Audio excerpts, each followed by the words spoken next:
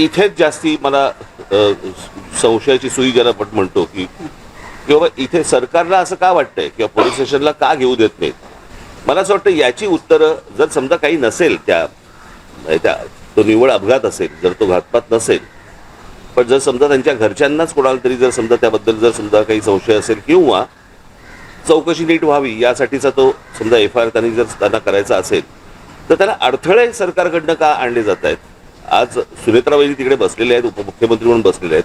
मला असं वाटतं त्यांनी पण या गोष्टींचा विचार केला पाहिजे, कारण त्यांचेच ते पती होते आणि त्यांच्याच पतीच्या अपघाताबद्दलचा हा एफ आय आर आहे आणि सरकारकडनं असा दबाव येतो की तुम्ही एफ आय आर घेऊ नका. एफ आय आर करताना ज्या वेळेला अडथळे आणले जातात, म्हणजे ज्या राज्यामध्ये सांगितलं गेलं की तुम्ही कोणीही एफ आय आर नोंदवू शकता आणि नोंदवू शकता म्हटल्यानंतर जर समजा एफ आय आर नोंदवायला गेलेल्या माणसाला जर तुम्ही अडथळे आणत असाल तर काही काळबेरं आहे का याच्या मागे, असा संशय निर्माण होतोच ना.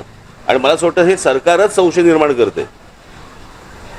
जर समजा त्यांना काही त्यांचं म्हणणं मांडायचं असेल, त्यांना जर एफ आय आर नोंदवायचं असेल आणि चौकशी त्या पद्धतीने व्हावी अशी जर त्यांची अपेक्षा असेल ती यात गैर काय.